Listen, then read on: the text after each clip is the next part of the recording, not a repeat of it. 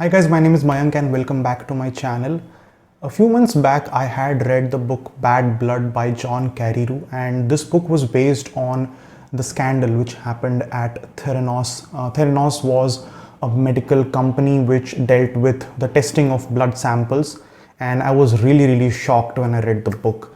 And fortunately, just a few months after reading the book, I heard of the series which was coming out, which was named The Dropout. It was based on the same story, although not based on the book. And I watched the series recently and I just wanted to compare it with the book. One of the main reasons that I enjoyed the book and I was really shocked and terrified after reading the book was how easily Elizabeth Holmes was able to convince the investors of Theranos to invest billions and billions of dollars in the company even when she did not have a working prototype. So you realize that even though she did not have a foolproof product, they were investing so much in her because they believed in her. And that was something which really struck me the most about the book, and I wanted to see how it transpired into the series, because to give that convincing performance, to give that convincing display of behavior so that the investors would believe in you, investing so much in you, is difficult. And I think Amanda Seyfried, who played the role of Elizabeth Holmes in the series, she really pulled it off wonderfully well. During the course of the story, they go through various set of emotions. Amanda goes through various set of emotions. At the beginning, she is a bit nervous about starting the whole thing, but once she gets into her company, once the company goes into operations, she really is invested in it. She's working day in and day out in the company, and you can see that through her emotions. And after a point of time, the company just becomes her life. She is so much invested in it that she can go to any length to make the product and her company successful. And the change of those emotions were portrayed very well in the series. And obviously, after a point of time, you realize that she is a person who can go to any length to make her product, make her company successful. And that emotion, which was of a person who doesn't care about anyone else but only profits, that was really portrayed wonderfully well by Amanda. And I think overall the production value of the series was really good. It was wonderfully well done. You believed in everything which was shown in the series.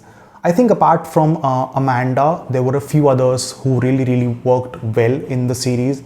To name a few, Ian Gibbons, played by Stephen Fry, was really convincing, although he played a part in only half the series, because after the part of the series his character passed away, but he was the one who raised a red flag at the beginning. Also, Edmund Koo, played by James Liao, was someone who raised the red flag at the beginning of the story. And again, he was obviously fired at the beginning of the story, so he did not play a part in the later half of the story. But I think for me, someone who stood out the most apart from Elizabeth Holmes was Camlin Kim, who played the role of Erica Chung. She was a whistleblower in the company, and she was an employee who joined later in the company, and she raised red flags about the workings of the company. I think her role stood out because she was very young.